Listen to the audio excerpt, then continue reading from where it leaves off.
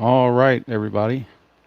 Welcome to the second half of the 1975 Inside Pitch NBC Game of the Week season. Remember, the All-Star break was last week, so we are now at the second half, and I'm going to try to adjust this so I can get a little bit better coverage of what needs to be here. Don't really necessarily need to see my scorebook, but I guess it's helpful to have it there anyway.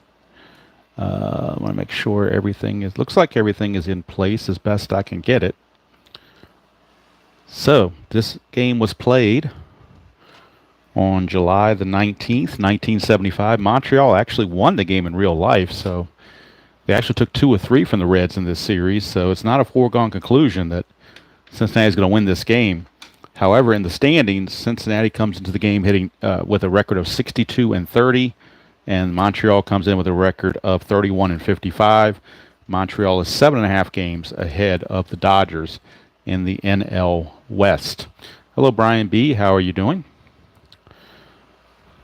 All right, let's see if I got too much glare here. Maybe I can move some of this stuff around. I'm hoping this will now work. We shall see. Let's see how it looks on the computer. That's the main thing. My phone's one thing. Computer is totally different. And it looks like everything fits in pretty well. In fact, it looks like I can get a little closer, perhaps. So let's lower this just a tad. Maybe get a little closer to the cards and everything. And still fit everything in there. It looks like we can, from what I'm seeing here. You don't need to see my scorebook. That's just what I'm doing to keep score of the game, but it's not anything important. So I think we're okay with that. Pitchers for today's game: Steve Rinko for the Expos and Fred Norman, a left-hander, for the Cincinnati Reds. Let's check here.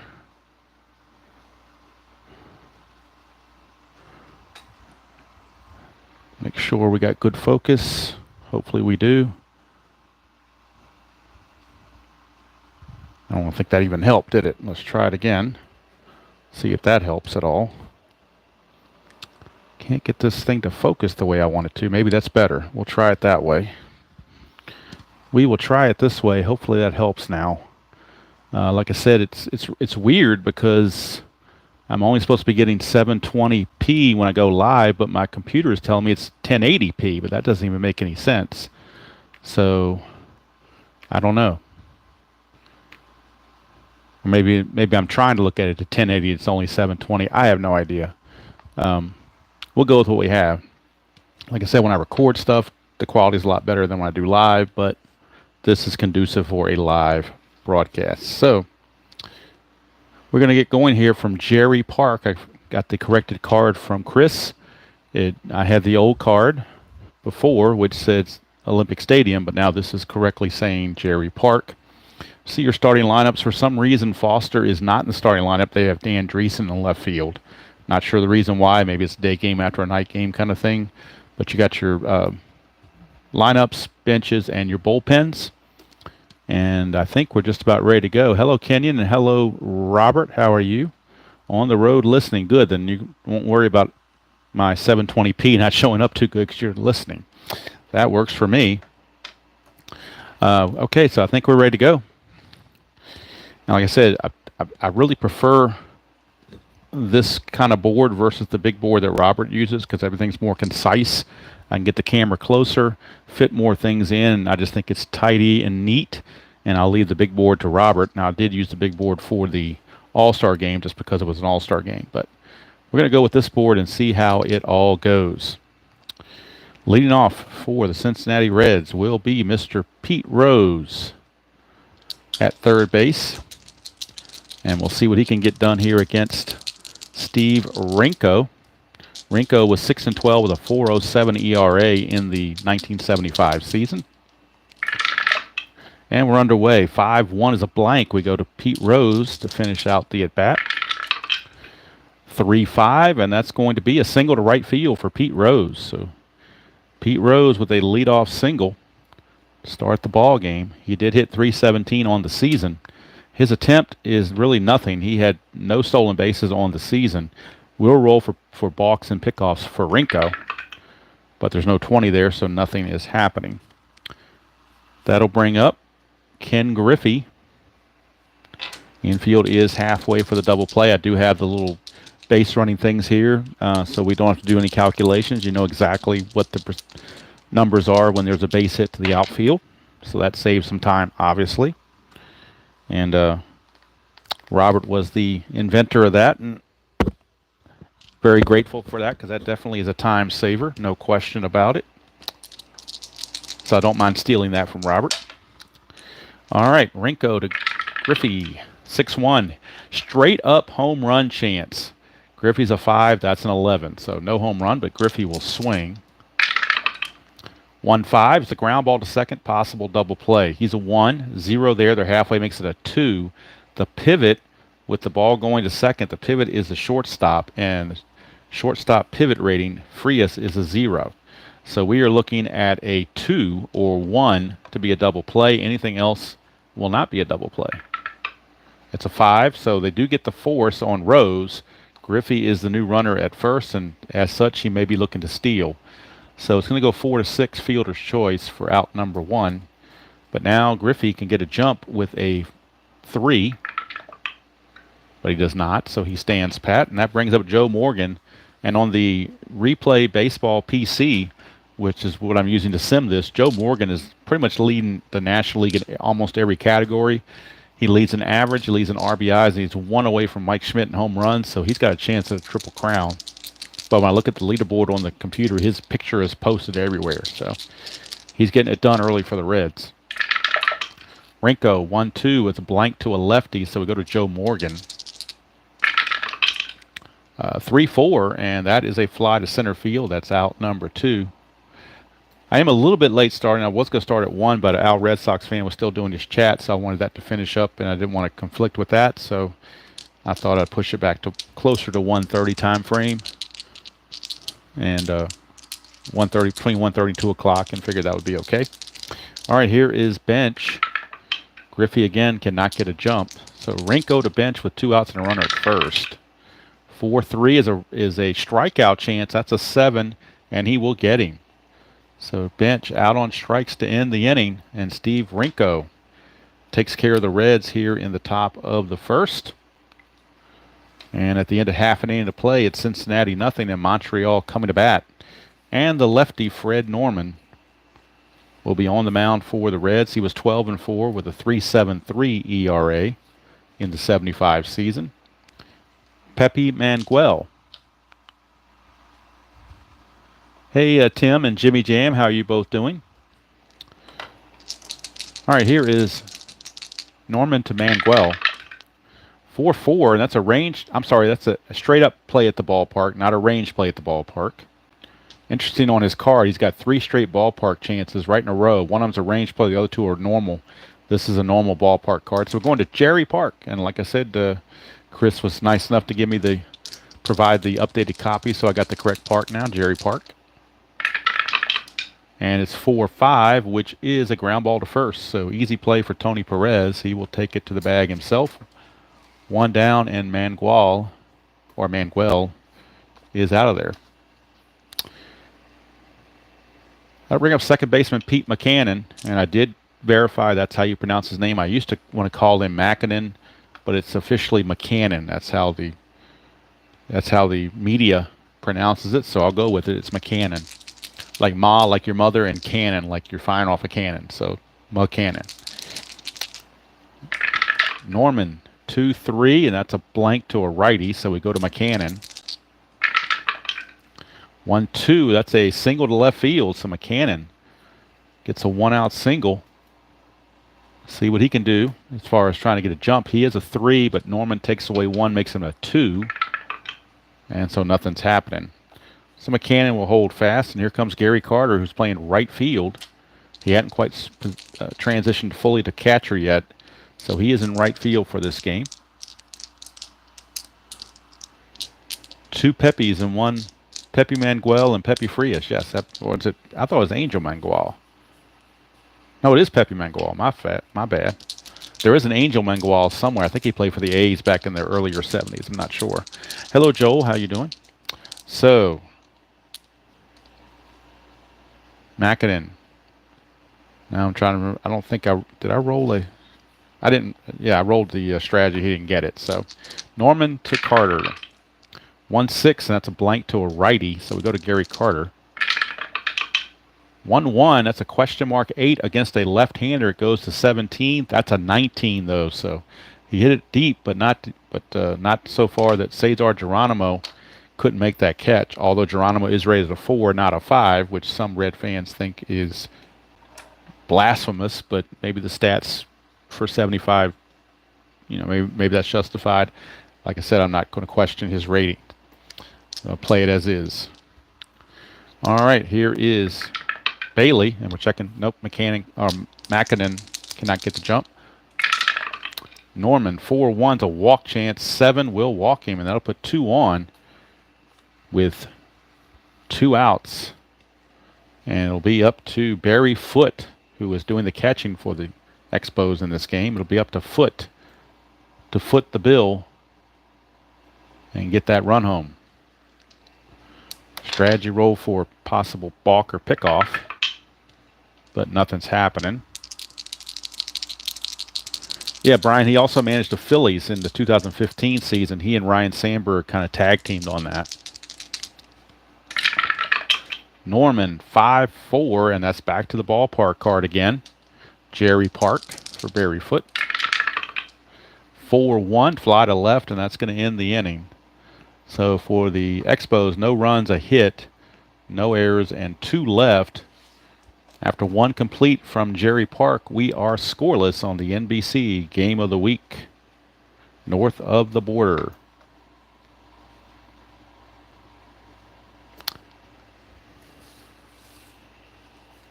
And Rinko back out. He will be facing left fielder Dan Dreesen. Like I said, I'm not sure why he's playing left and not Foster. Unless they just want to give Foster the game off. I don't know. Foster did pinch hit in the game, so he's very likely to make an appearance in this game. Rinko, 2-6, strikeout chance. That's a 2. He's got him. So Dreesen out on strikes. 1 away for tough Tony Perez.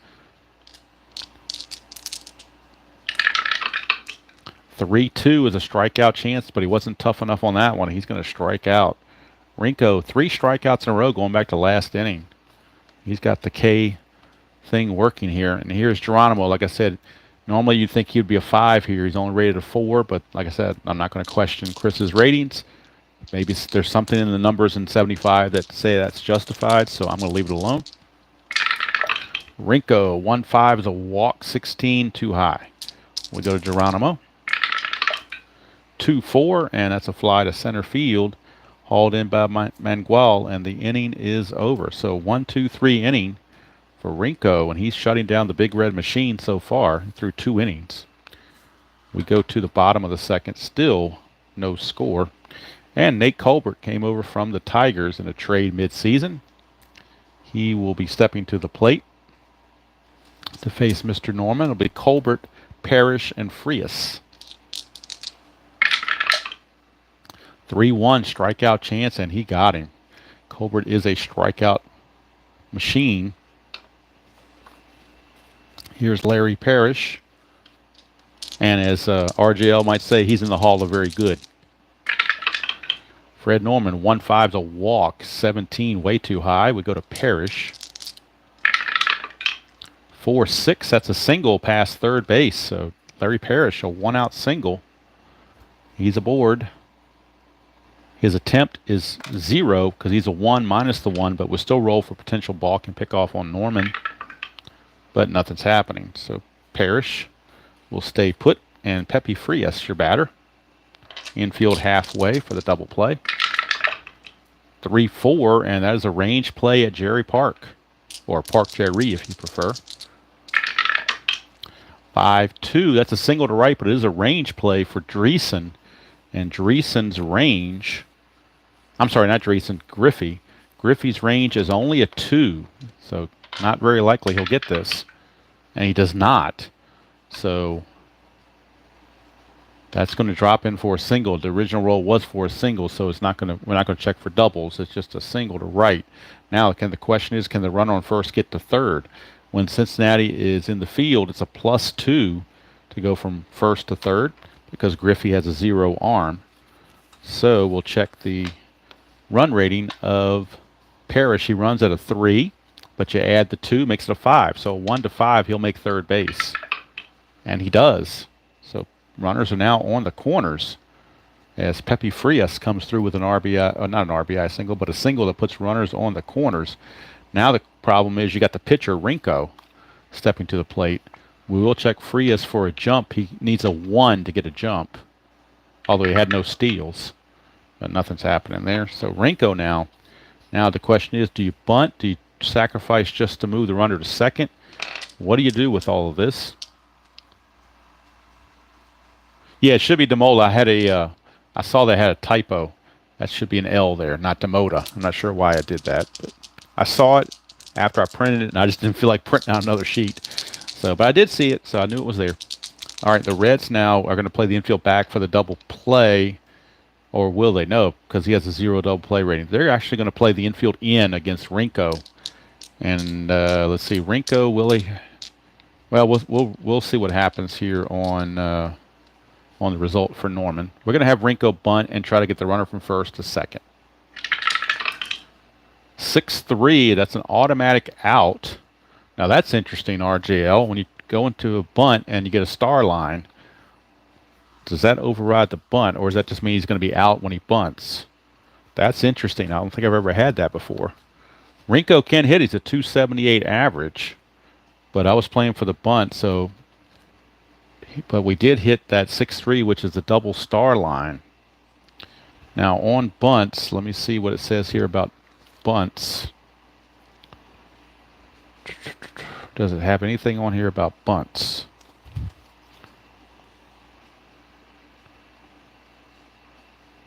Well, it says here, if it's not any of these categories up in the corner here, then it means we proceed to the bunt. So I'm going to take it that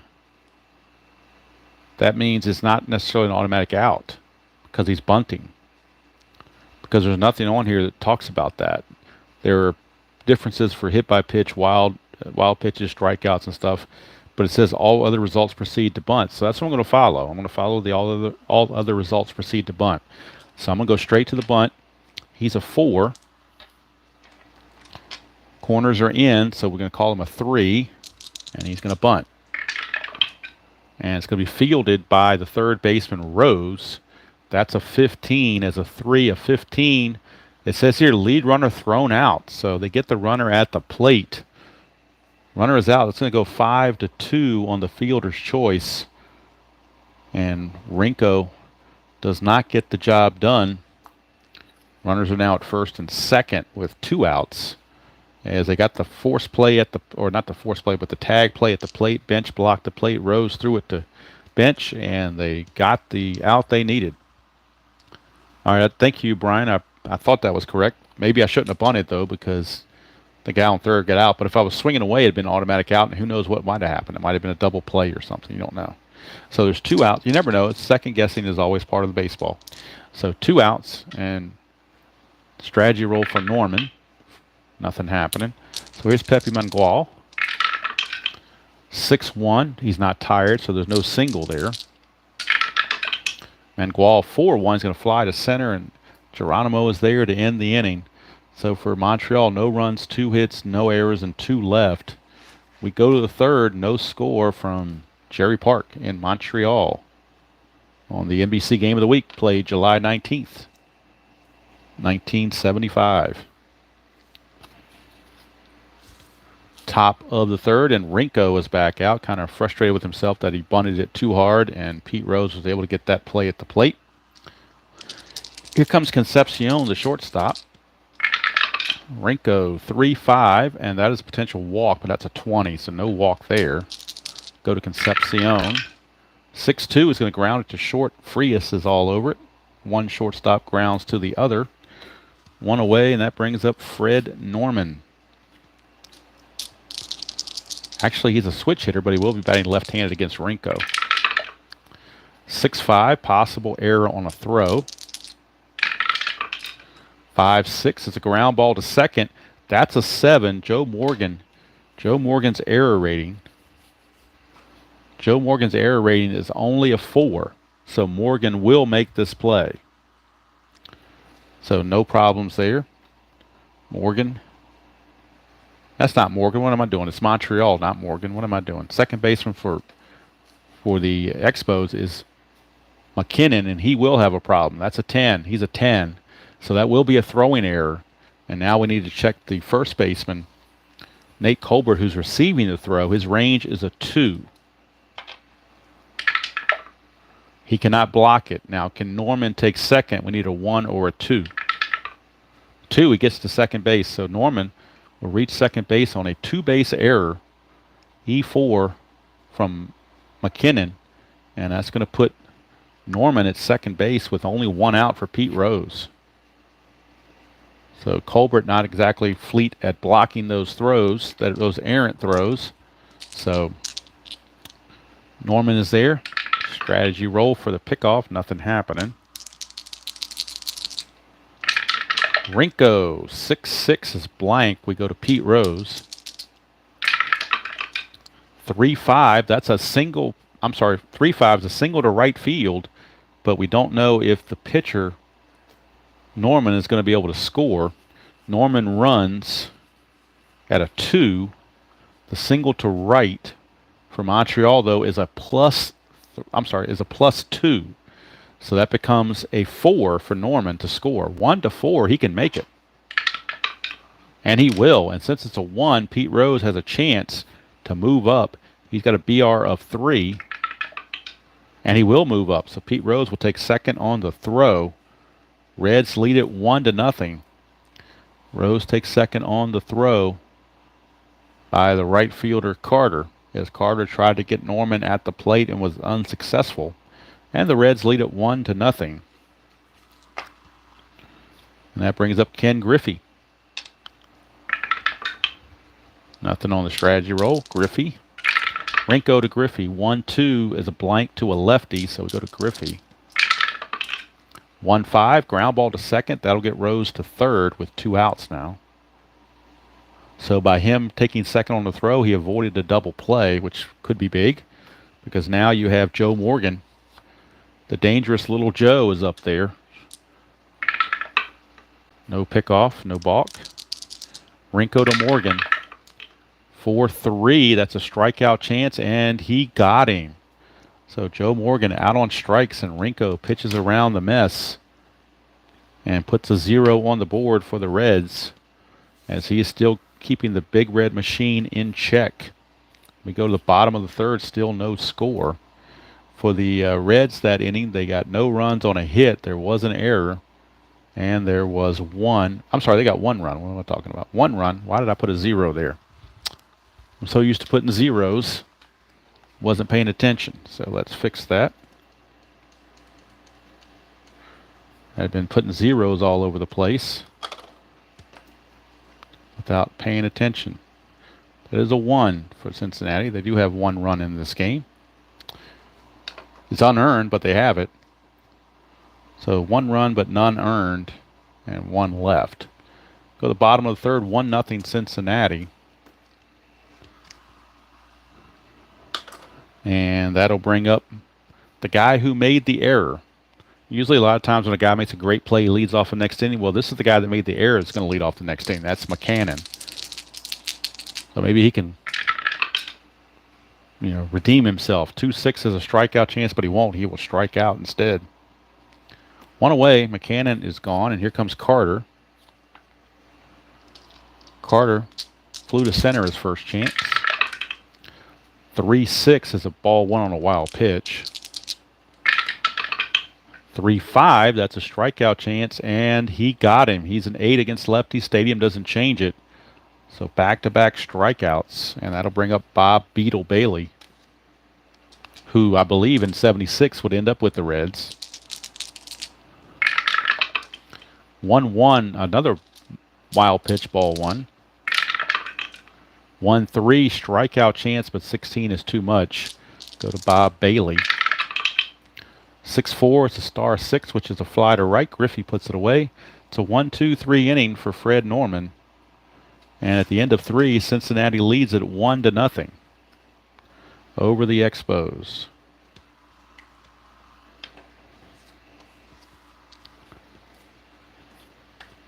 All right, Johnny Bench.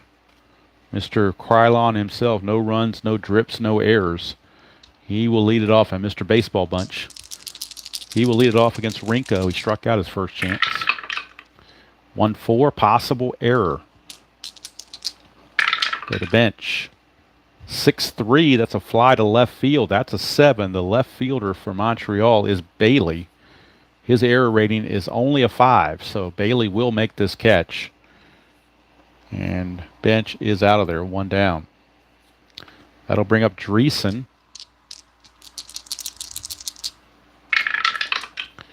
4-1's a blank. We go to Dreesen's card. 2-5, that's a star 1, which is a fly to center. Put away by Mangual, 2 down. And that will send up tough Tony Perez, although Perez did strike out his first time up. Rinko 5-4 is a range play. So we go to Perez for a range check. 3-3 is a fly to center, but we're checking the range of Mangual. And Mangual in center field is a 2. So needs a 1 or a 2 to make this catch, or we could be looking at extra bases. He does not get it. Is it a single or a double? It's a single. So Tony Perez, a 2-out single. And let's see, he has no attempt to steal, so we're not worried about a steal. We'll roll for pickoffs, but nothing happening. So that brings up Cesar Geronimo. Hello, D. Scott. How are you doing? Cesar Geronimo, the batter. Rinko, 3-3 strikeout chance. Got him, and that's going to end the inning. So Rinko holding his own. Gave it the 1 unearned run last inning. That's it. No runs a hit, no errors, and one left here for the Reds in the 4th. We go to the bottom of the 4th. Still 1-0 Cincinnati from Jerry Park, or Park Jerry if you prefer. Fred Norman back out. We're facing catcher Barry Foote. And first time up for Foote, he flew to left field. Norman, 6-2 is a strikeout chance, and he got him. So Foote is out on strikes. That'll bring up Nate Colbert. Norman, 6-5 is a walk chance, 10 will walk him. He has 11 plus the 3 is a 14, so that is a walk to Nate Colbert. He will reach. He has an attempt of 0 with the -1 from Norman, so he can't steal, but Norman could do a pickoff or a balk. And it's a 20, so it's a 1 for a balk, 2 to 3 is a pickoff. 7 he got back, so Colbert gets back in time. 1 down, infield halfway for Parrish, who did single his first time up. 4-3, and that is a walk plus, so Parrish will reach as well on the base on balls. So now first and second with 1 out. The Expos back-to-back walks from Fred Norman, and that brings up Pepe Frias. And Frias now will have to try to drive in the run because Rinko is on deck, but Rinko is a pretty good hitter. He's actually got a much better average than Frias does. 2-0 happening. Norman to Frias. 4-3. That's a walk plus again. He's a 5. The +3, it makes him an 8. The +10's an 18. That's a 17, so that will be a walk. And Fred Norman has just walked the bases loaded. And the pitcher, Steve Rinko, is at bat. He's a .278 hitter. And he will not be bunting this time for sure, not after the debacle they had last time. So the bases are loaded with 1 out after 3 consecutive walks. Nothing happening there. Hey, Dwayne, how you doing? Doug, if I missed you, how are you doing? Infield is back. Well, let's see. Are they back for the double play? Yeah, they're back for the double play, I think. 4-3 may not matter. Another 4-3 is a walk plus. And so he has just walked in a run. 4 consecutive walks from Fred Norman. I don't think I've ever had that before. I've hit that 4-3 roll several times in a row, it seems like. And a run is in. We are tied at a run apiece. 4 consecutive walks. That's got to be a record for me in this game. I don't think I've ever had 4 consecutive walks before. So here's Manuel. Norman going to try to put one in the strike zone for a change. 3-4 is almost a 4-3. 3-4, though, is a range play at the ballpark. So we're going to Jerry Park for a range check. 3-2, and that's a ground ball to short. Concepcion's range is a 4. And so he will make the play. Now we're trying for the double play. 2-1. Infield halfway makes it so that makes it a 4. And the pivot Morgan is a 0. So 1-4, and they turn the double play. And they do. So they get out of the inning after all those walks with a 6-4-3 double play. Just what the doctor ordered. And the Reds and Expos are now tied at 1 at the end of 4 innings of play. So Norman, I'm not sure what happened to him. Sparky wasn't too happy about doing all those walks. But maybe he got bailed out basically by the double play.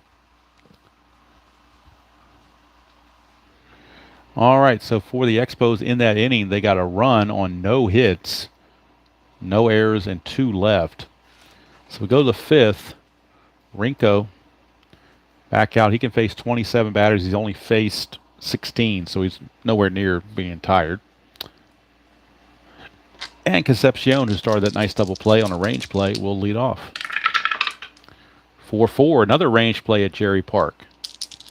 Going right back to Jerry Park for a range play. 3-6 is a ground ball in front of the plate. So the catcher is Barry Foote, and his range is a 4. So 1-4, he will make this play. 5 or 6, Concepcion beats it out.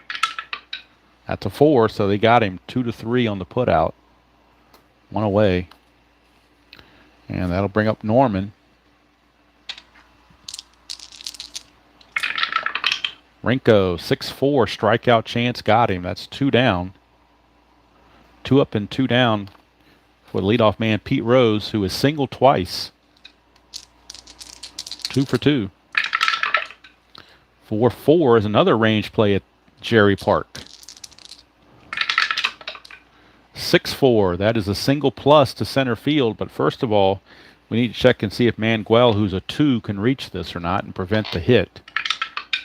He did, so he took it away from Pete Rose, and Pete Rose kicks the dirt in disgust and stubs his toe on the AstroTurf. So a fly to center, a nice play, put a star on that one, as Jerry Coleman would say. And it's a 1-2-3 inning for the Reds. We go to the bottom of the 5th, still tied at 1. Rhodes was thinking extra bases, and Manuel said not so fast. So Fred Norman, back out, will face McCannon, who is 1 for 2, a strikeout, single and a strikeout. 3-5, and that is a strikeout chance there, but 18's too much. Go to McCannon. 4-2, it's a fly to left field, and Dreesen puts that away, 1 away. McCannon is retired for Gary Carter, right fielder, 0 for 2. 5-6, that's a range play, so we're going to Carter's card for a range check. 6-1, that's a star 5, which is a ground ball to short. That's Concepcion. He is a 4. And he got it easily. So Carter grounds to Concepcion, 2 down for Bob Bailey. Bailey's 0 for 1. He walked in the first and flew out in the third. Norman, 1-5, another walk chance, and he will walk him. So Norman, again with the walk, and for Norman, that makes walk number 6 in the game in just barely 5 innings. He's got 6 walks. Of course, 4 of them came last inning. So Bailey has an attempt of 1, but nothing's happening. So Barry Foote will step to the plate, and Barry Foote is 0 for 2. Norman, 5-2, hit by pitch. Foote's a 2. Norman's a -10, though, so no hit by pitch. So we go to Foote, 6-3. It's a star 3 ground ball right to Tony Perez to end the inning. Nothing doing for the Expos. No runs, no hits, no errors, and a man left. We go to the 6th. It is still 1-1 here at Jerry Park, and I was hoping for a close game. I thought we might get a blowout in the Reds' favor, but the Expos are holding their own as Steve Rinko is dueling with Fred Norman as best he can. Top of the 6th. And that brings up Griffey. Griffey is 0 for 2. 5-2 is a blank. We go to Griffey. 2-5, and that's a single past second base for Ken Griffey. And maybe Griffey's looking to run. He's got an attempt of 3. 20 is a chance for a balk or a pickoff. That's a 19, so Griffey gets back. So Griffey has to hold fast for Joe Morgan. Little Joe. 5-5 is the ballpark card going to Jerry Park. 6-5, it's a star 3, which is a ground ball to second, possible double play. He's a 1-0. They're halfway, makes it a 2. The pivot at short is Frias. He's a 0. So we're looking at a 1-2 for a double play. Nope, it's a 5, so that's going to eliminate Griffey from the base paths on a fielder's choice, 4-6 for out number 1. But now Morgan's at first, and he's looking to get a jump with a 6 or less. Cannot get the jump, so Morgan has to stand pat for Johnny Bench. Rinko, 1-2 is a walk plus, so Bench will draw the free pass. And that's going to put runners at first and second for Dan Dreesen. First and second with only 1 out, and this is where it can be danger Will Robinson time if you're the Expos. That's where the Reds can take control of the game right here. Rinko with a strategy roll, nothing happening. Infield looking for the double play ball.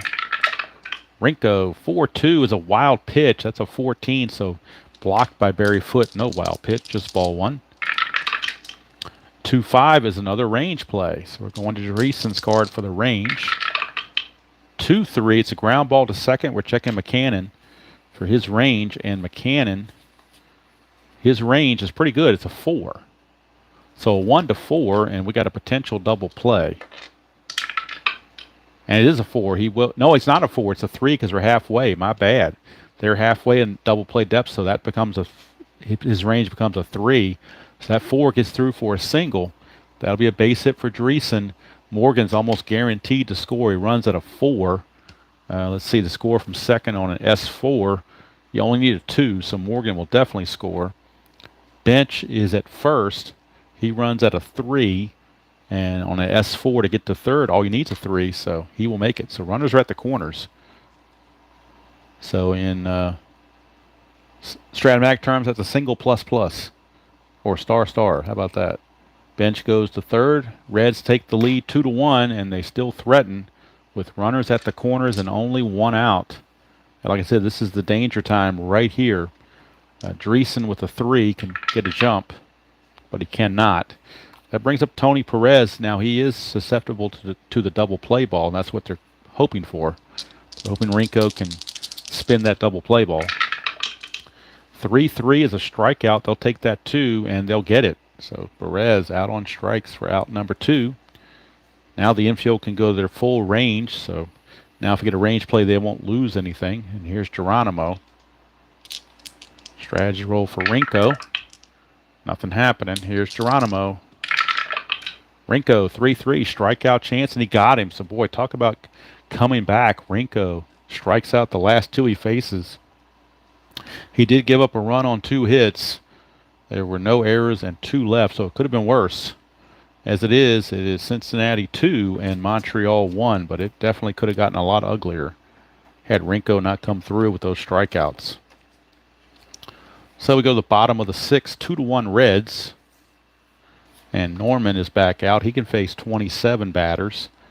And to date, he has faced 23. So they got to keep an eye on him. Make sure he doesn't get tired. Hello, Thomas. How are you doing? So here's Nate Colbert to lead it off. Colbert has struck out and walked.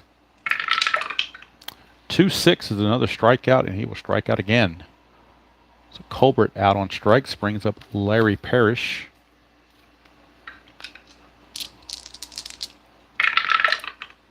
3-2 is a walk chance, and that's yet another walk. That is the 7th walk issued by Fred Norman. And that'll bring up Frias. Check for strategy on Norman. Nothing happening. Here is Frias. We're not in the 7th inning yet, so I'm not pinch hitting until we get there, so Frias is going to hit. 4-6 is a strikeout chance, and 8 will definitely get him.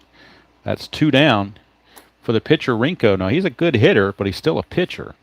So the question is, do you let him keep going? He is a 278 hitter. Let's see. He can face 2 more batters before he gets tired in the 7th. On the bench, they really want to save Jose Morales for a high leverage situation, so they don't want to use him up. They want to keep him for future reference. Most of the other hitters are left-handed. So they're going to let Rinko swing away. Nothing on the strategy roll for Norman. 6-1, not tired. This is batter 27. He'll be tired on the next batter, but he's not tired yet, so that will not be a single.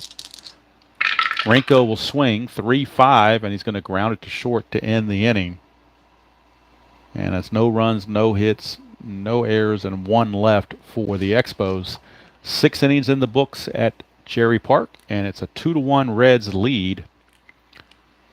And that's probably going to be all for Fred Norman because he would be tired now. Plus, he's coming up second this inning. So we'll close the book on Fred Norman, and I will give you his numbers. Fred Norman gave up only 3 hits in his 6 innings of pitching and the 1 run. But the problem was he walked 7. Strikeouts 1, 2, 3, 4, 5, 6 strikeouts. So not a very, I mean, it's good in the run category, but you get this walks and strikeouts. It's very, very weird. 6 innings pitched, 3 hits, 1 run, 7 walks, and 6 strikeouts. So interesting outing there. Reds will need a pinch hitter. But first things first, they got Dave Concepcion facing Rinko, and Rinko can face 2 more batters before he is tired. If there are any Reds fans in the chat that would like to look at the pinch hitting list and let me know who they want to pinch hit, whether it's Terry Crowley or somebody else, you can let me know. And if you got a preference for who comes out of the bullpen, you can let me know that too. All right, first things first, it is Rinko. 4-3 is a strikeout chance, but 20 is too high. We go to Concepcion.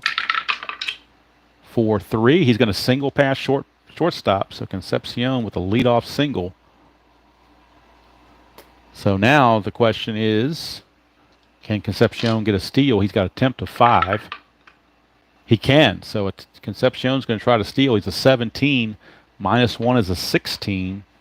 And then the arm rating of Barry Foote is a 0. So 1 to 16, he'll steal second base. And he does. So Concepcion steals second base. So with 1 out, Concepcion, or with nobody out rather, Concepcion is on second base. And now we come to the pitcher spot. Crowley to pinch hit according to Brian B. So we'll have Crowley pinch hitting. Coming up for the Expos, it's the top of the order, Manguel, Makinen, and Carter, 3 right-handers.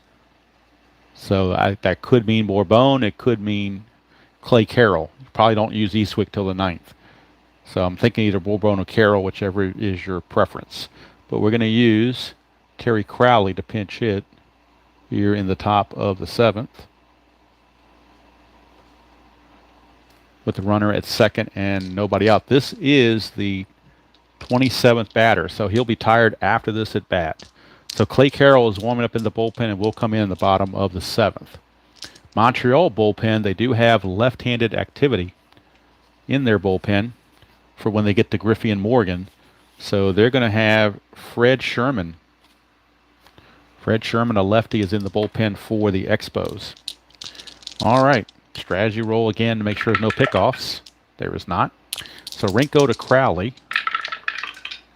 1-3 is a strikeout chance. 18 is too high. We go to Crowley.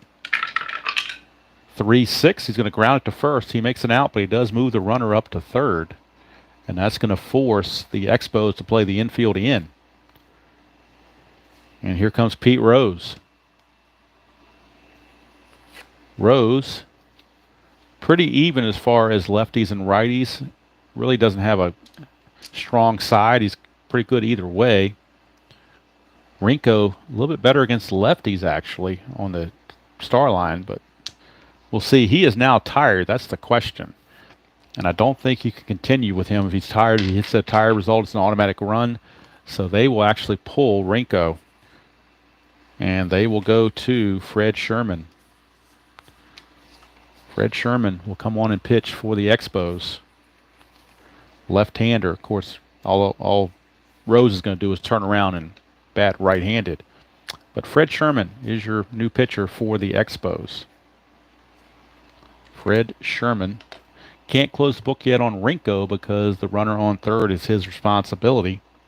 And there is only one out. The infield, of course, is in. Infield is in. Check strategy roll on Sherman.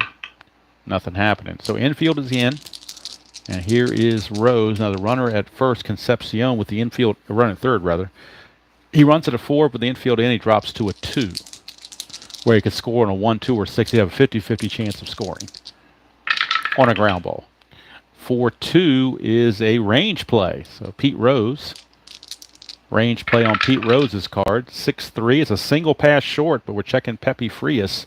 His range is a 4. So Pepe Frias, well, I'm sorry, the infield is in, so his range is actually a 2. That makes a huge difference. And it did. He would have gotten that without the infield being in, but you were down by a run. You had to play the infield in, but it just, you took a chance and just didn't work out.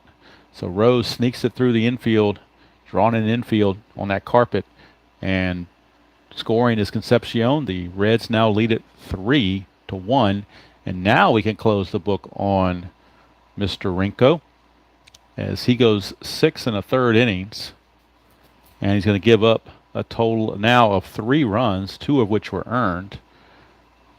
He gave up 6 hits. He walked only 1. The only guy he walked was Bench. So only walked 1, unlike Norman who walked 7. Hits 1. Strikeouts rather. 1, 2, 3, 4, 5, 6, 7, 8. I've got him for 8 strikeouts unofficially. So 6 1/3 innings pitched, 6 hits, 3 runs, 2 earned, 1 walk, and 8 strikeouts for Rinko. And Sherman gave up the base hit to make it 3-1. Rose has no attempts, so we take him out of the way. And due up is Ken Griffey. Will roll for a pickoff for Sherman, though. But there is nothing happening. So that's why Sherman's in here against these 2 lefties, Griffey and Morgan. 2-3, and that's a walk chance. That's a 2, so he will walk Ken Griffey. So Sherman not getting it done. Now right-handed activity in the Montreal bullpen. And let's see who's going to be down there. Looks like it's going to be Chuck Taylor, a right-hander, is loosing in the Expo bullpen. Joe Morgan is up. Strategy roll for pickoff. Nothing happening. They need a double play big time. Sherman, 6-1, possible error on a ground ball. We'll go to Morgan. 2-2, and that's a liner to first base. That's out number 2, and there could be a double play on this.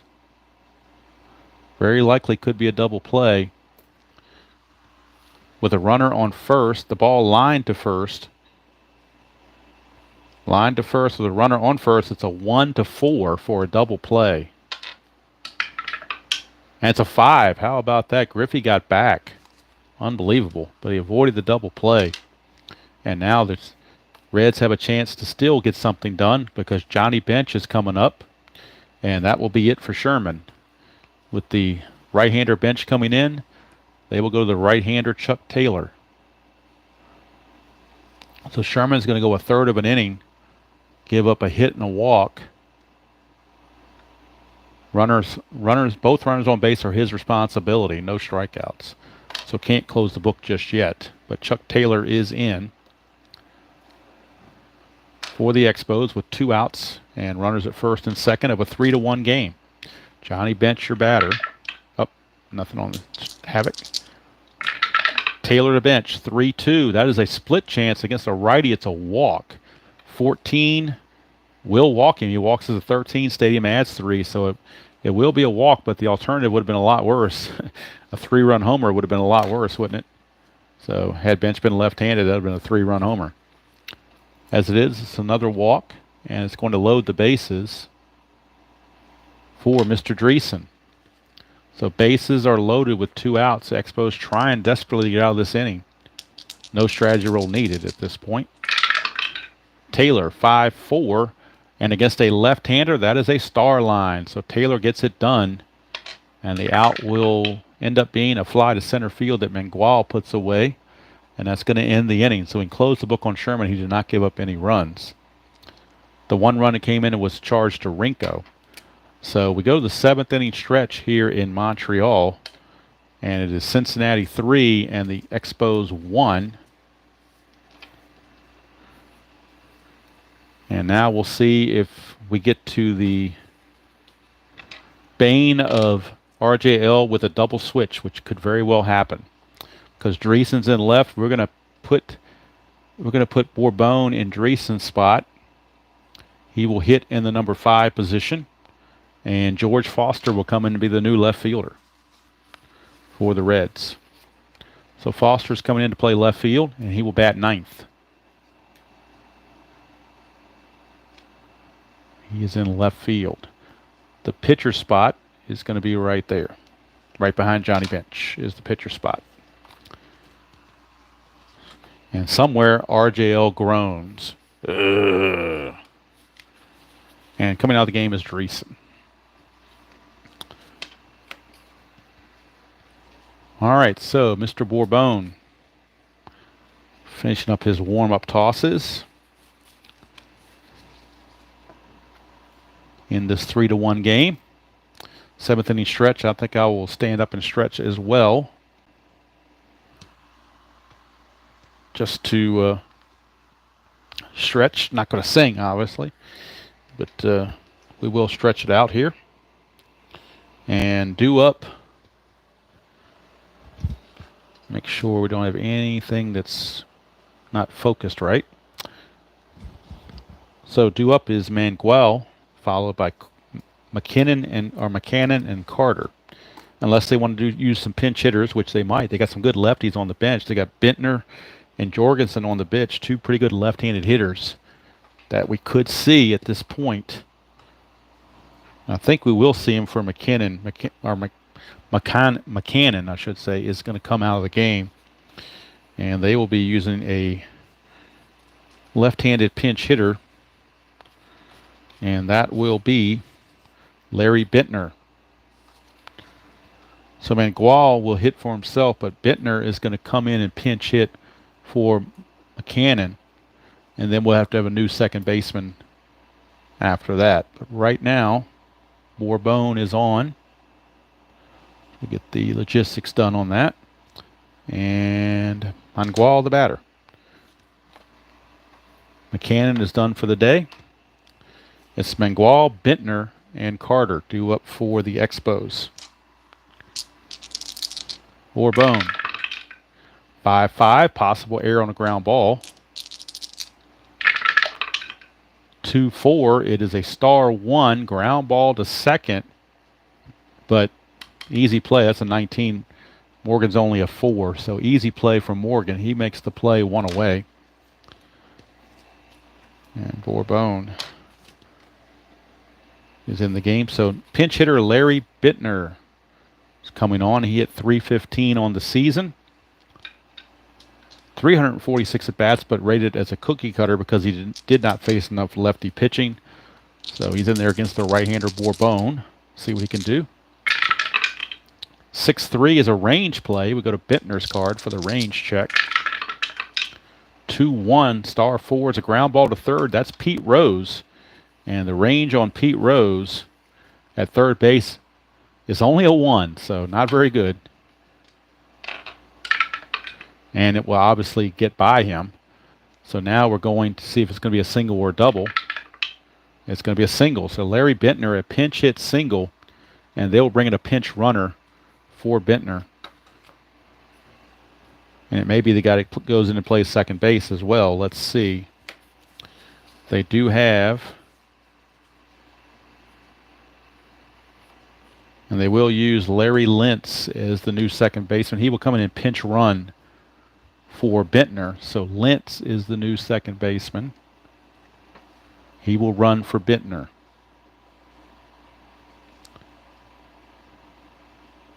He will run for Bentner after Bentner singled past Rose.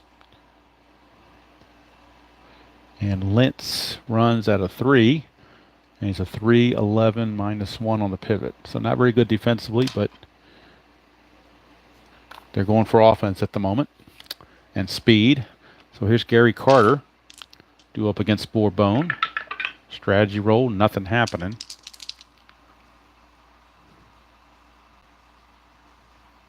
All right, we'll do, Brian. I will put in Doug Flynn to play. Let's see what he's rated at third base. Let's see. He's rated a 3 and a 7. So we're going to put Doug Flynn in for Pete Rose at the end of the inning. Let's see. Perez, Concepcion. Now, Pete Rose is set to bat 5th next inning. So did you want to wait until see if he batted first? I guess we'll wait and see if Rose bats in the top of the 8th or not. And then after that, we'll do the split. We'll do the defensive swap out for you. All right, here's Gary Bourbon to Carter. 2-2. He's not tired, so there's no single there.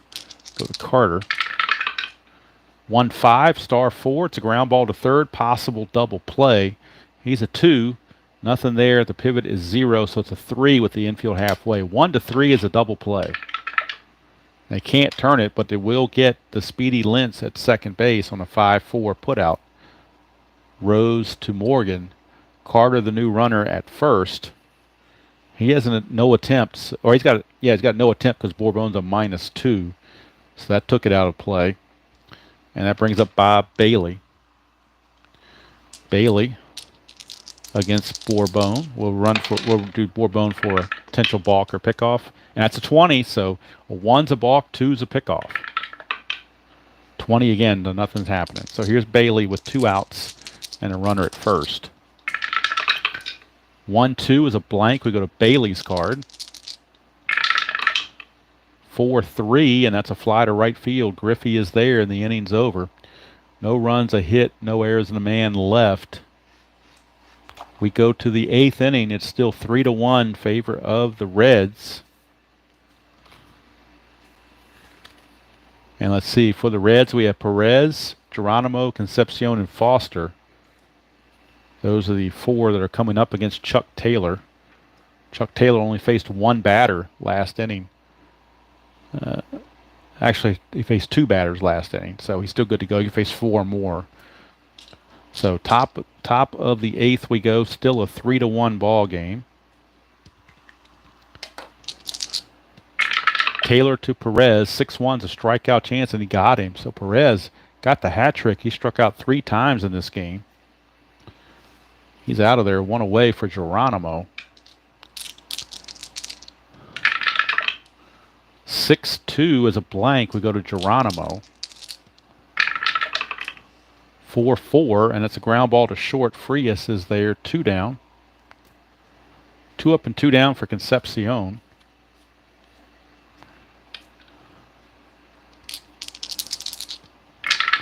Taylor to Concepcion. 6-4 is a walk plus, so he will walk Concepcion. A 2-out walk to Concepcion, and Concepcion has a chance. His attempt is a 5. See if we can get a jump. He can. So Concepcion looking to steal. He's already stole a base his last time up. So now he's got a chance to steal another one. It is a 1, and Taylor's a +2. That's a 1-19. And he will definitely steal the base. So Concepcion steals his second base of the game. And now we're at George Foster's spot because we did the double switch, which is why you do the double switch, so that you don't have to take out your pitcher right away. That's the whole beauty of the double switch, which has now been lost in baseball. but I digress. All right, so Foster is up now. Boy, pick your poison here. You can potentially walk Foster and get to Rose, or you can pitch to Foster. I guess they'll go ahead and pitch to Foster. No strategy roll needed. Taylor, 3-5, and that is a strikeout chance. 4 got him. So that's going to do it for the Reds. Here in the top of the 8th, they get no runs, no hits, no errors, and a man left.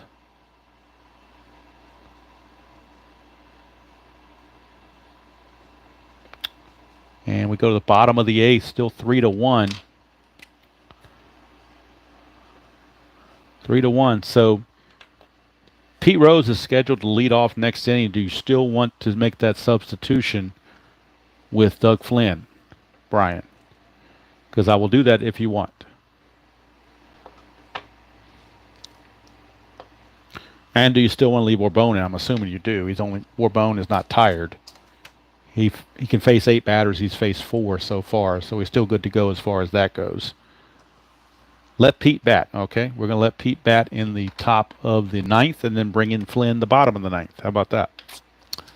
Okay, for the Expos, Barry Foote is the scheduled hitter, but I think they're going to be going to the bench and trying to get somebody that can hit a little bit better.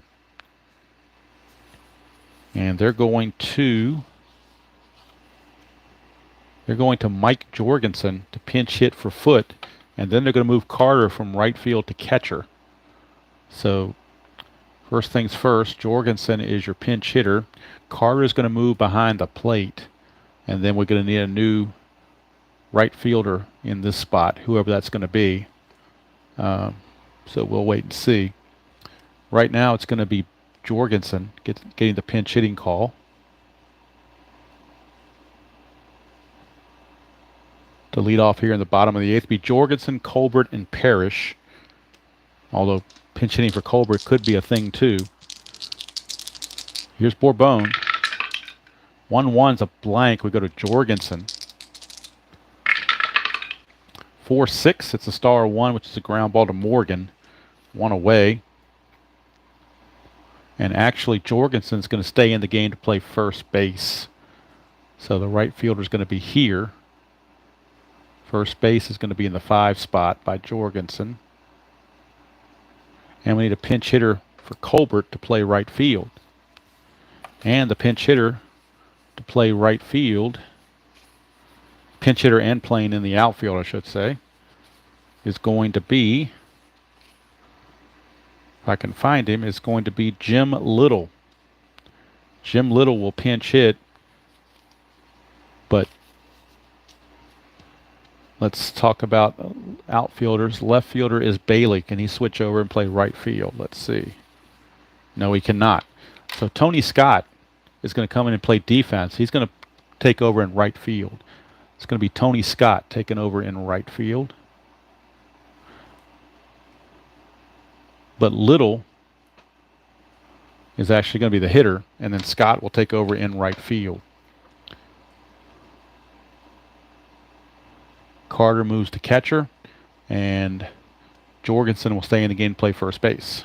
So that's all clear as mud, I'm sure. Gotta love National League ball. All right, here's Jim Little. Don't know if he's Chicken Little or not, but he wasn't chicken to pick up a bat. Borbone, 5-6, walk chance, and he did walk him. So Jim Little will walk, and he runs at a 3. Scott runs at a 4, so Scott will actually come in and pinch run for Little. So Tony Scott will pinch run for Little, stay in the game, play right field. So let's see if Scott can get a jump. He has a 7 on his attempt, but a -2 from Borbone makes it a 5.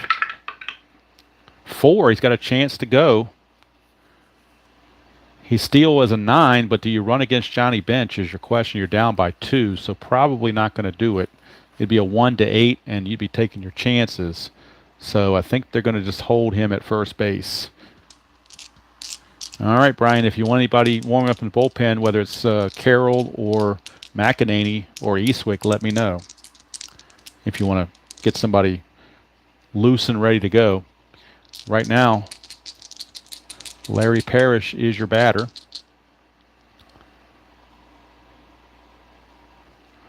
Parrish. Bourbon to Parrish. 5-6, and that's a potential strikeout. 10, too high. He's a 9. Stadium doesn't change that. So Parrish will swing. 6-4. It's a star 6. It's a fly to center field. Geronimo is there, 2 down. And Parrish is retired. Brings up Pepe Frias, and he's not going to hit, I don't believe. They will go to a little bit better hitter in Tim Foley. Not much better, but a little bit better in Tim Foley. They've still got Morales or saving him for the 9th inning to hit for the pitcher. But right now, Foley will come in and bat for the shortstop, Frias. Now, if Foley reaches, they will bring on Morales to pinch hit for the pitcher, Mr. Taylor. But right now, they're going with Foley to hope he can do something. Bourbon, this is batter number 8, so he'll be tired after this batter. He'll be tired after this batter. But right now, nothing going on. Bourbon to Foley. 1-6 is a blank. We go to Foley's card. 2-5, fly to center field. That's going to end it with Geronimo making the catch. And that's nothing doing. No runs, no hits, no errors, and a man left for Montreal. We go to the 9th. Still 3-1 Cincinnati. 3-1 Cincinnati. Taylor is scheduled to lead off next inning, but I think he's done anyway based on batters faced and whatnot. And I'm believing Bourbon is going to be done. So that's it for Bourbon as well. And I'm assuming you want Eastwick up in the 9th. I'm guessing. I don't know. It's Manuel, Lentz, and Carter due up at the first 3, if that makes any difference. It's a switch and 2 rights. So I'm assuming you want Eastwick up in the 9th. Let's see, Taylor. We can close the book on Taylor. He went an inning and a third, and he gave up 2 walks and 2 strikeouts. No runs. And no hits. So coming on for the Expos. Let's see what they want to do with that. It's going to be a guy just going to pitch 1 inning, so it doesn't really matter. They're going to bring in, I guess, the best they have, Dale Murray. Try to keep it close. So Murray is on. Murray is set to lead off the bottom of the 9th, but it really doesn't matter. They're going to pinch hit for him anyway with Morales, so all that doesn't matter. But he will be on, and he'll be facing Rose, Griffey, and Morgan. And Flynn is ready to come in and play for Rose in the bottom of the 9th. And I've already used Foster, so I forgot to scratch him off. And we've already used Crowley. All right. So here we go. Murray to Rose. Top of the 9th. 2-2 is a possible error on a throw. 5-3 is a question mark 7 against a righty. Goes to 14. That's a 9. That will be a double for Pete Rose. So Pete Rose leads off the top of the 9th with a double. Now Rose runs at a 3. Let's see what... did you want to like maybe pinch run with Ed Armbrister or something? Because Flynn runs at a 3, same as Rose. So I can just leave Rose in the game or put Flynn in to pinch run or however you want to work it. The only fast guy they got is Armbrister. You might want to save him, I don't know, for something else. But we can do either one. But Rose gets the base hit. And it's just a matter if you want to leave him out there or put Flynn or somebody else in there. Yes, pinch run with Flynn or with Armbrister. Which way do you want to go with that? Armbrister's probably not going to be used much for anything else. He's a 185 hitter.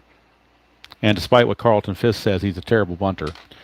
So I'm thinking we're going to use, I'm thinking you want to use Armbrister to pinch run. That's what I'm guessing. Yep, Ed Armbrister's going to pinch run. And Flynn's going to come over and play third base in the bottom of the 9th. So they use Armbrister and Flynn. And let's see, Armbrister does run at a 5, so that's something to be aware of. Flynn at third base is a 3 and a 7, which is better than Rose's 1 and a 7. So Armbrister is at second. Armbrister is at second base on the double by Rose. And now Ken Griffey is up.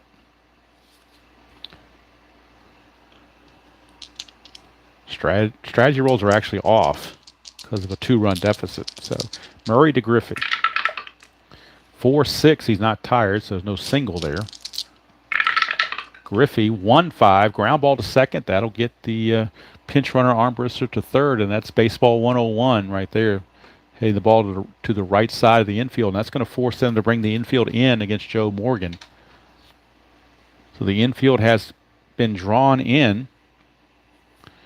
Now the question is, do they want to walk Morgan, set up a double play with Bench?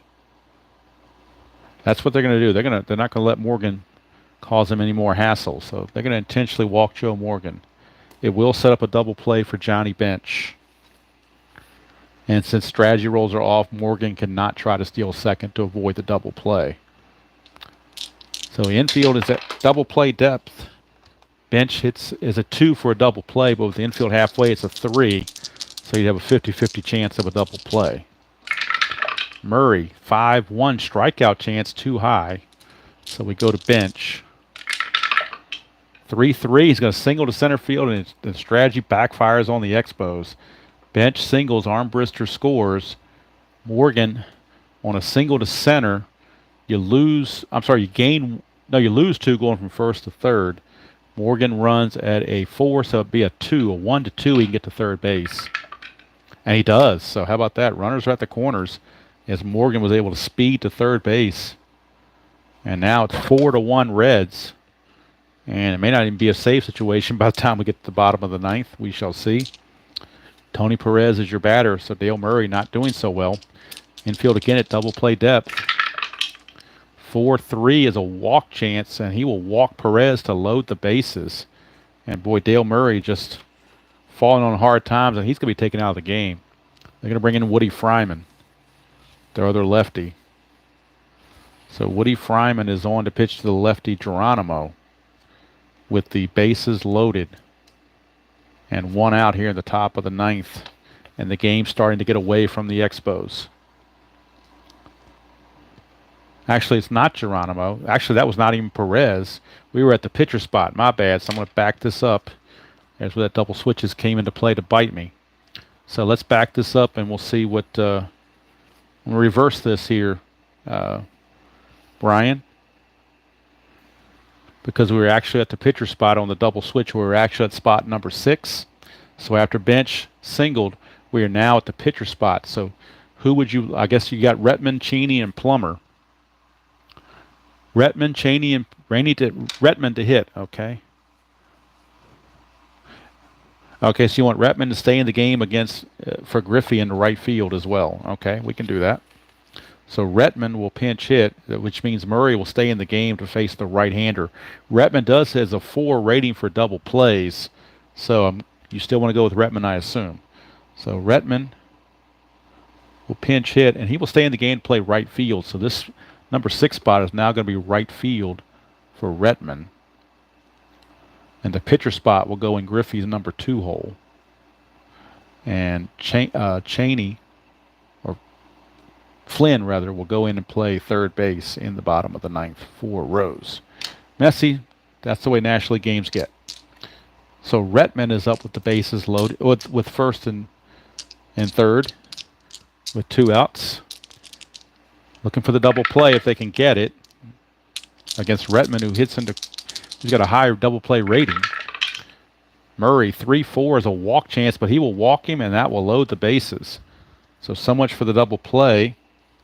Now we go to Perez. I was 1 batter ahead with Perez. So now we go with Perez with the bases loaded and only 1 out. Murray can still, he's not tired yet. He can face 8 batters, so he's going to stay in the game. Perez, they're playing the infield double play depth. 2-6 is the ballpark card, going to Jerry Park. 3-1, it's a single plus to right field. That will score 2 runs for sure and put the other runner to third. So Morgan will score, Bench will score. Reds have blown this thing wide open. Retman takes third. And now Perez, can he make it as a double? The hit went to, let's see, right field. So right fielder arm for the Expos is actually Scott. We'll check his arm rating. Tony Scott's arm rating is a -1, so a 1 for Perez to be safe. And he's not. He's got to hold up. So doesn't matter, though, for Perez. He gets the big 2 RBI single. And the Reds have now blown this thing open. It is 6-1. Tom Carroll now warming up, and I'm assuming, does that mean Eastwick is now sitting down, I assume? With the big lead, is no longer a safe situation. So Perez with the single, and now we will get Woody Fryman against the lefty, Cesar Geronimo. So Murray just couldn't get it done for the Expos. So now Fryman is on. 5th pitcher used by the Expos. Murray is only going to go a third of an inning. He just didn't have it. And he's given up 3 hits and 2 walks. And so far, 3 runs, but he's responsible for the 2 on base. So Geronimo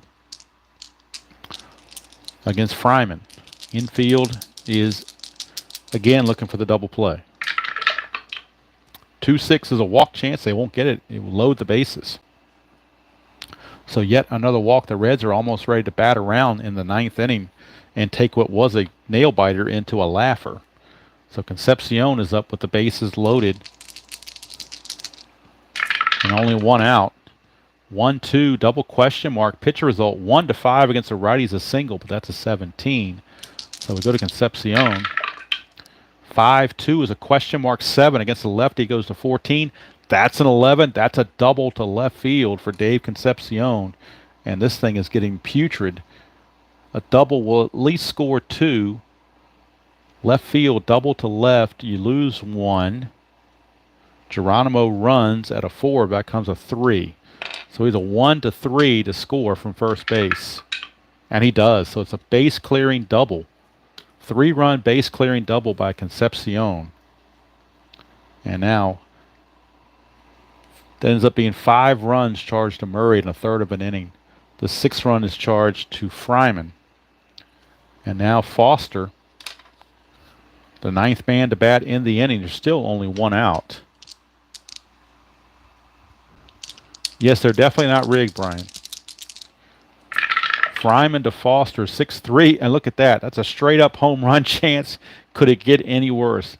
A 2-run, that's a 20, but he's a 20. 2-run home run from George Foster. And in honor of RJL, kaboom! Stadium barfs. Urgh. It's a 2-run homer for George Foster. And that is now 8 runs for the Reds this inning. It's now 11-1. And this has just gotten way, way out of hand. And actually, Pete Rose is still going to get a chance to bat. He was not officially taken out of the game yet because Flynn never came in to play defense. So Pete Rose will bat. All right, clear the bench. Bring in Cheney and Plummer. Is that what somebody says? All right, we're going to have Cheney pinch hit for Rose and then leave Flynn in the game to play third base. That'll use all the players. So Retman was already used. Cheney just got used. So Plummer is the only one left. If we get to bench's spot, we'll bring in Plummer to pinch hit. How about that? So right now, Darryl Cheney will pinch hit, but Flynn will go and play third base. But Cheney's going to pinch hit. No, actually, I thought Cheney would. This has got to be an error. Cheney's a switch hitter as far as I knew. Brian, you're the Reds expert. Is Gerald Cheney a switch hitter or not? I'm 99% sure he's a switch hitter. So I think it's an error on the card. He should be a switch hitter. I mean, at this point in the game, it doesn't matter, but I still like to have the card right. So I do believe Darryl Cheney is a switch hitter. At least he used to be. Oh, 9 and 75. Okay, maybe he used to be. Okay, my bad. My apologies to Chris. It's not an error. Fryman, 5-1, strikeout chance, 8 will get him. So Cheney is out on strikes for out number 2. And we're going to go ahead. He never came in the game officially yet, but Retman's going to, or did he come in the game already? Retman's already in the game in the pitcher spot. So we're actually at the pitcher spot right now. The number 2 hole is the pitcher spot. So we need a pinch hitter, and we're going to use Plummer. And then I'll use everybody. How about that? Plummer will pinch hit for the pitcher. He'll pinch hit for Bourbon. So Plummer, pinch hitter, because the number 2 spot is the pitcher spot. So Plummer will pinch hit. 2-3 is a strikeout chance. 10 got him. So that's going to end the inning as the 2 pinch hitters strike out. But little consequence there. The Reds put 8 runs on the board here in the top of the 9th. An 8 spot. Makes it 11-1. Let's do the totals for the Reds. They got 8 runs. 1, 2, 3, 4, 5 hits. 3 walks. No errors, and they left nobody on. So we go to the bottom of the 9th. It's 11-1. Bourbon, he went 2 innings. Let's finish up his numbers. 2 innings, he gave up a run. I'm sorry, a hit and a walk. Nothing else. All right, so we're going with Tom Carroll. Is that who we're going to be using? Brian, did you want an 11-1 game? Or are we using Tom Carroll? I'm assuming, I think that's what you were asking or saying to use was Tom Carroll, but that is Tom Carroll right there. I got him listed as a lefty. He's actually a righty. So that was my bad on my little thing here. He's actually right-handed. The only lefty was McEnany. So Tom Carroll will be coming on. I assume that's who he wants. Using Tom Carroll.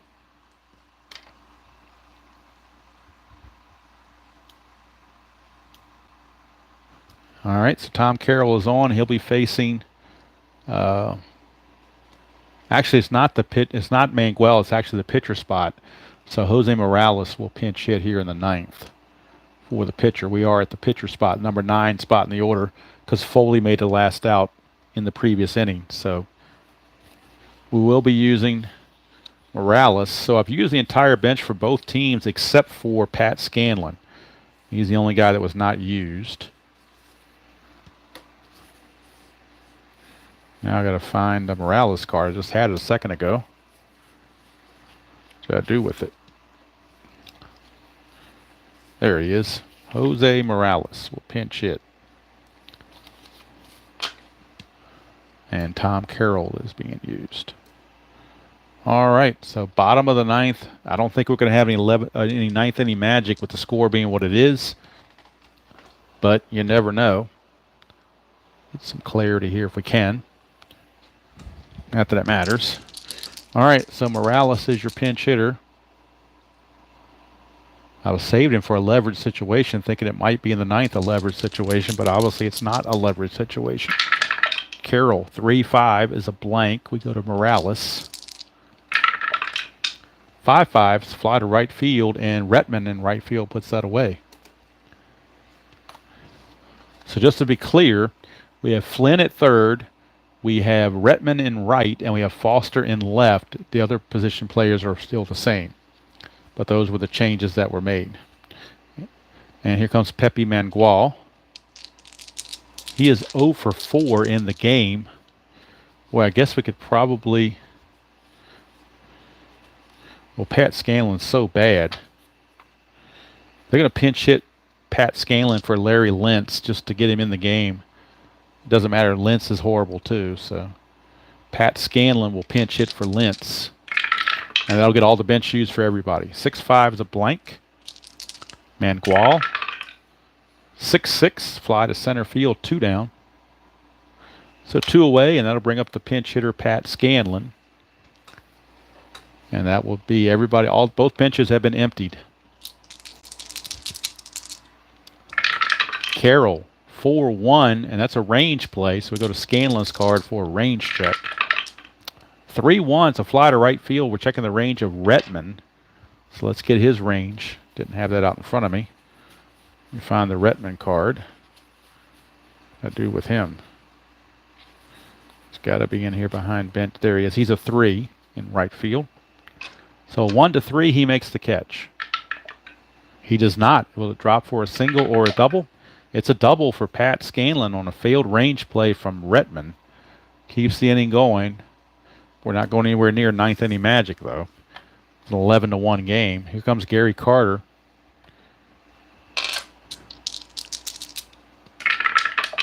Carroll, 2-6. That's a home run question mark, 1-8, but that fails. So Carter will swing. 4-1 ground ball. It's a star 3, which is a ground ball to third. Flynn up and over, and the ball game is over. For the Expos, no runs, a hit, no errors, and a man left in the 9th. So, final score here from Jerry Park is turned into what was a close game through 8 innings, turned into a laugher in the 9th. 11-1, the final. Let's do the totals. Expos did commit 1 error. Check the hits for the Reds. I've got them for 9, 10, 11. I got them for 12 hits. There were an awful lot of walks as well. And let's see, left on base, 4, 6. I got them for 9 left on base. So for the Reds, I have 11 runs, 12 hits, 9 errors. For the Expos, a run on 5 hits, 1 error. And they left on 11. So they left on more than the Reds did. A lot of guys left on base. So Tom Carroll pitches the 9th, gives up a hit and nothing else. So the winning pitcher is Fred Norman. Losing pitcher is Steve Rinko. And there's your ball game. So not the barn burner we were hoping for, but it was through 8 innings. It was tidy through 8 innings, but that 9th inning magic from the Reds just took over the ball game. Let's see if I can find a player of the game for you. For the Reds, who had the big offensive outburst. Let's see. Rose actually was 4 for 5. Double, 3 singles, and 4 for 5 average. So could very well be looking at Pete Rose. So that's what I'm going to do. I'm going to give the player of the game to Mr. Pete Rose. 4 for 5 is good enough for me. Pete Rose, 4 for 5, player of the game.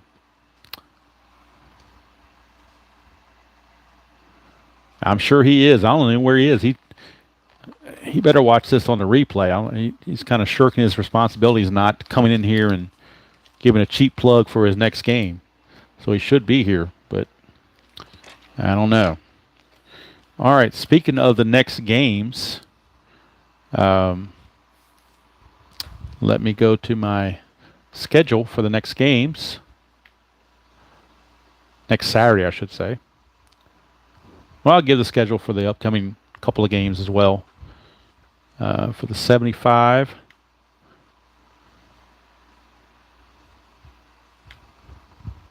We will be at I almost said Yankee Stadium, but we're actually going to be at Shea Stadium for the Red Sox against the Yankees.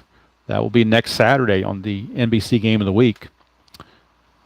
Tomorrow night on Replay Baseball 1993, we'll be in Texas for Toronto Blue Jays against the Texas Rangers. That's a Juan Guzman versus Nolan Ryan matchup. And then for the Yankees, they will be in Baltimore in the next game of play with them. I got the other 2 games with the White Sox to play offline, but then they'll be traveling to Camden Yards in Baltimore, and I'll post that game early next week. But from here, what looked like to be a barn burner of a game, the Expos held on for 8 innings, but just couldn't get it done. And there's your total, 11-1. So I don't know, for the people that are here, compare this setup that I've got here with the board that I use that RJL's board that I use sometimes. do things look better this way, or did it look better on that big board where I actually use the cards for base runners versus the little logos? I don't know if it makes a difference or not, if one's better than the other, or whether it's 6-1, half dozen the other. I don't know. I personally like this setup better, but if I'm missing something by doing this versus the other, let me know, and maybe I'll look into going back to that. But all right, Joel, you like that one? So do I. So that's 2 votes right there, huh? Plus, we'll leave. The board thing is kind of RJL's thing, so I don't want to step on his toes too much.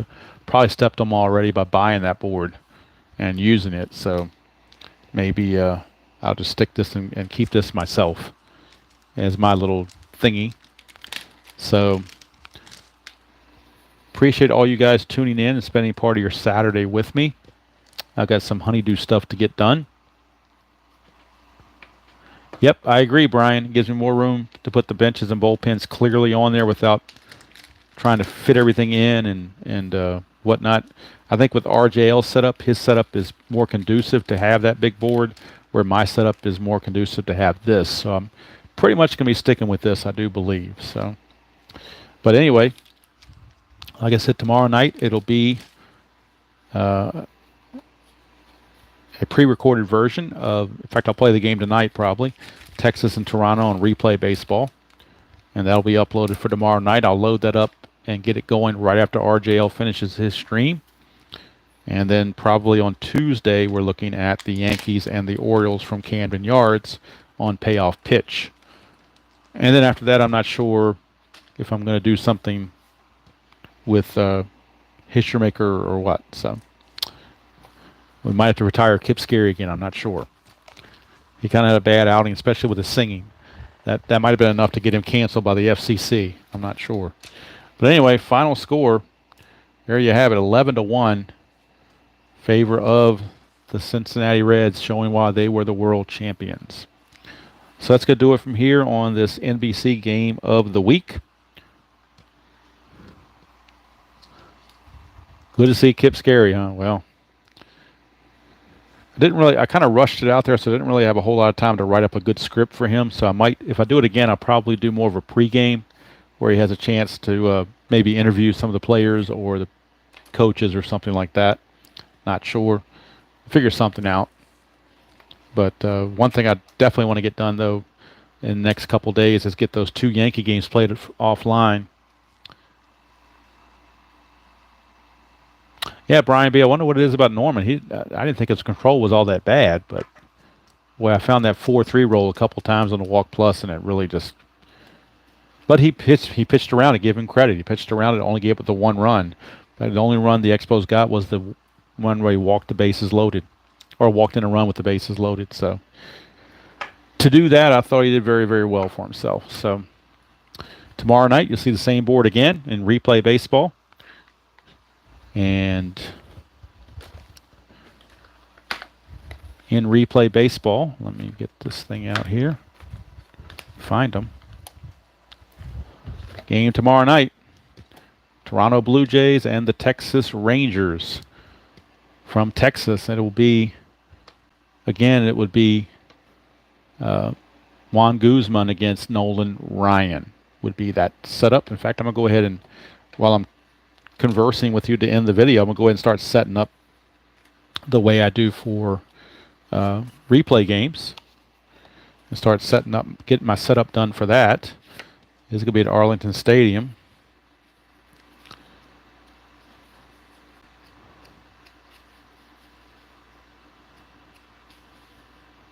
Well, you know what? I don't think I had. Let me see something here.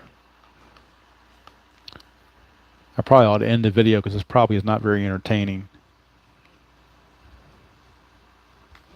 So let me get my lineups here, because Texas I played a couple of times ago, or a couple of weeks ago against Cleveland. I never redid the lineup to start with the guys that are in there now. So I may have to do some card grabbing from the minor leagues to make sure I got everybody. Yep, Gary Reedus is the first guy that leads off, so I got to have him. And then Franco. Julio Franco is there. Let me see something.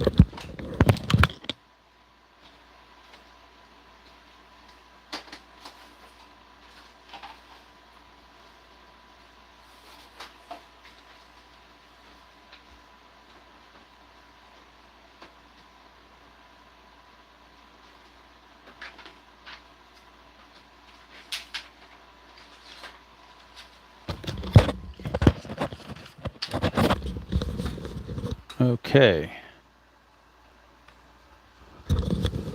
For those still around, go ahead and get my game set up for tonight, for recording for tomorrow night's game between Texas and Toronto. Got the lineup boards coming.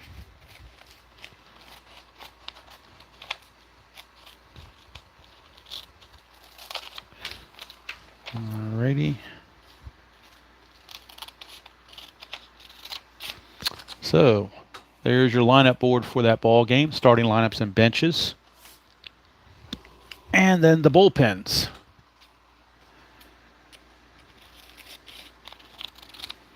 And there is your bullpen. Of course, in 93, the Blue Jays went to their gray. They no longer had that powder blue. So they are in the gray. And let's see, we had Reedus, Franco, Palmeiro. Get the lineup here. We had Palmeiro and Gonzalez back to back. Heavy hitters, Palmer, Petralli.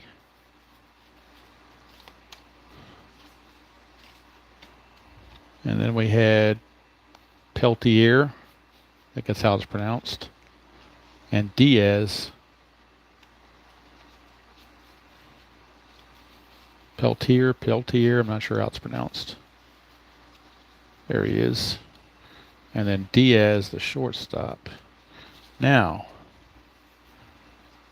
Diaz, I can't, oh, there he is. He's right there. Okay. So there's my 9 for Texas. Along with Nolan Ryan. And then the bench, you have Butch Davis, Ivan Rodriguez,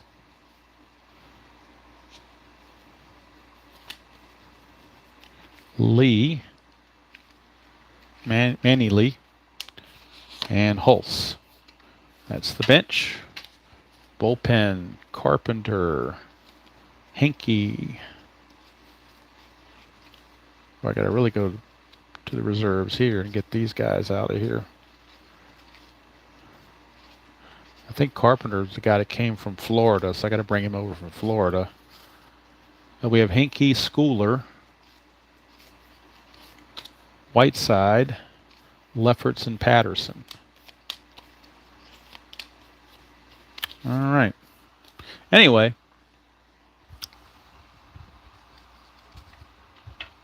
Oh, good, Brian. That'd be great. Like I said, mine will be an up, what they call a premiere or whatever you want to call it. Because I'm typically don't get home on Sunday night till almost 9 o'clock, and it's just too much to try to get all that going. So it's much easier for me to record it ahead of time, and then just that way I get good picture quality as well, and people can chat and all that good stuff. So that's the Texas version. Now I need Toronto, Devon White. This is the first time I'm playing with Toronto. So it'll be Devon White, Roberto Alomar,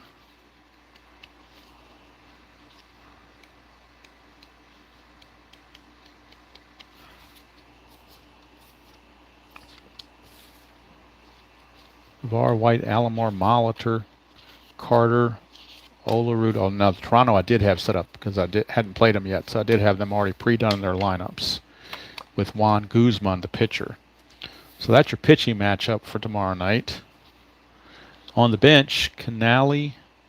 Oh, it's actually, see, I mistyped his name again. It's supposed to be Canate, I guess, or Canati. I'm not sure how it's pronounced. That's actually a T. Canati, never heard of him. Coles, Darnell Coles, Randy Knorr, and Alfredo Griffin are on the bench for Toronto. Bullpen, Danny Cox, Mark Icahn, Mike Timlin, Dwayne Ward, Woody Williams, and Tony Castillo.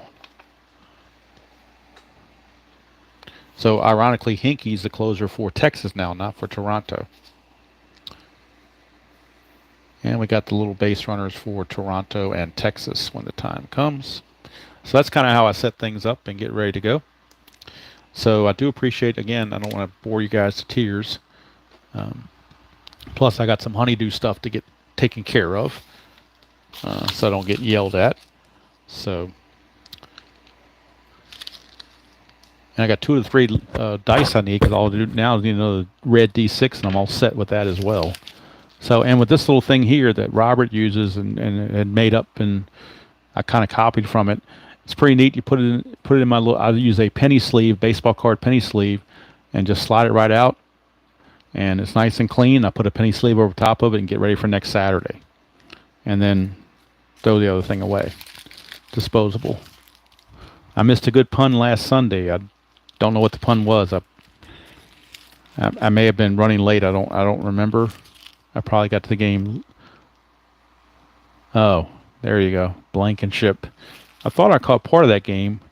But I'm trying to remember what the pun was, but I lose track of puns, and it drives Robert crazy, I'm sure.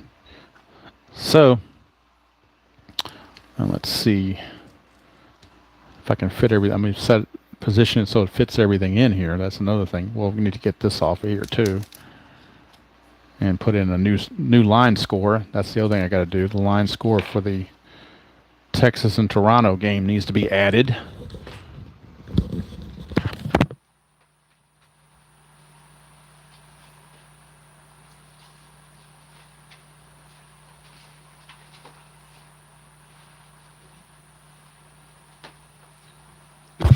Anyway, I'm going to go ahead and finish the rest of that offline. I'm not going to bore everybody with the tears with this. I've already gone on long enough, and I need to get going. Anyway, appreciate you guys tuning in. Don't forget to watch Robert tonight on his Inside Pitch 2016 season. I'm not sure what the game is, but I'm sure he will make it entertaining like he usually does. And I may be in there just to throw a punt or two at him just to annoy him. And if it's a National League game, I will demand double switches. That'll be another thing that gets on his nerves. So, anyway, that's going to do it from here. Do appreciate everybody tuning in. Until next time, enjoy playing whatever game you choose to play, how we choose to play it, and I will see you all down the road.